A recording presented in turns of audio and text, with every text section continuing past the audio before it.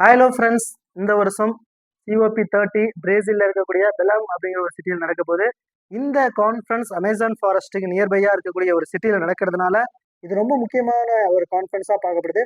அது மட்டும் இல்லாமல் சவுத் அமெரிக்காவில் இருக்கக்கூடிய one of the largest country தான் பிரேசில்.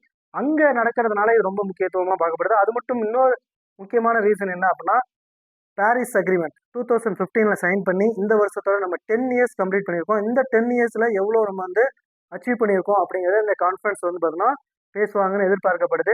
இந்த கான்ஃபரன்ஸில் யுனைடெட் நேஷன் UNFCCC அப்படிங்கிற அந்த அமைப்பில் இருக்கக்கூடிய 193 நாடுகளை சேர்ந்த ரெப்ரஸன்டேட்டிவ்ஸ், இன்வெஸ்டர்ஸ் இவங்க எல்லாருமே இந்த கான்ஃபரன்ஸ் பார்த்தீங்கன்னா மீட் பண்ண போகிறாங்க. இந்த கான்ஃபரன்ஸ் எதெல்லாம் பார்த்தீங்கன்னா டிஸ்கஸ் பண்ண போகிறாங்க அப்படின்னு பார்த்தீங்கன்னா, கிளைமேட் ஃபினான்ஸ் கேப் அப்படிங்கிறத டிஸ்கஸ் பண்ண போகிறாங்க. கிளைமேட் ஃபினான்ஸ் கேப் அப்படிங்கிறது ஒன்றும் இல்லை, டெவலப்டு நேஷன் டெவலப்பிங் கண்ட்ரிக்கும் அண்டர் டெவலப்டு நேஷனுக்கும் ஒரு குறிப்பிட்ட தொகையை பார்த்தீங்கன்னா எவ்ரி இயர் பார்த்தீங்கன்னா கொடுப்பாங்க.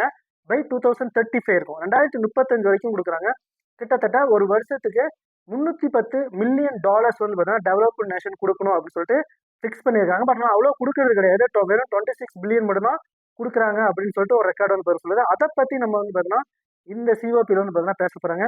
ரெண்டாவது என்ன அப்படின்னு பார்த்தீங்கன்னா NDC, நேஷனலி டிட்டர்மைன்டு கான்ட்ரிபியூஷன், ஓகேங்களா, அதை பற்றி பார்க்க போகிறாங்க. அதாவது ஒன்றும் இல்லை, ஒவ்வொரு கண்ட்ரிஸும் இந்த பாரிஸ் அக்ரிமெண்ட்டையும் இந்த சிஓபி கான்ஃபரன்ஸில் எவ்வளோ பார்த்தீங்கன்னா அவங்களோட டார்கெட்டை பார்த்தீங்கன்னா அச்சீவ் பண்ணியிருக்காங்க. ஒவ்வொரு நாடுகளும் அவங்களுக்கான ரிப்போர்ட்டை பார்த்தீங்கன்னா எவ்ரி 5 இயர்ஸ் கொடுப்பாங்க. அதன்படி இந்த வருஷம் 2025 அப்படிங்கிறனால இந்த வருஷம் கிட்டத்தட்ட 60க்கும் மேற்பட்ட நாடுகள் பார்த்தீங்கன்னா அந்த NDC ரிப்போர்ட் பார்த்தீங்கன்னா சப்மிட் பண்ணுவாங்க.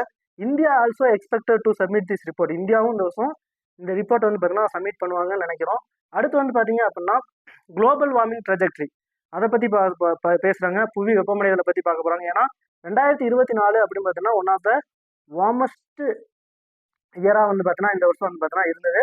அதனால் அதை பற்றியும் பார்த்தீங்கன்னா டிஸ்கஸ் பண்ணுவாங்க. இந்த மாதிரி பார்த்தீங்கன்னா வீடியோ பிடிச்சிருந்துச்சு அப்படின்னா சேனலை பார்த்தீங்கன்னா சப்ஸ்கிரைப் பண்ணுங்கள், வீடியோ லைக் பண்ணிவிட்டு உங்கள் ஃப்ரெண்ட்ஸுக்கு எல்லாருக்கும் ஷேர் பண்ணுங்கள். Thank you to all.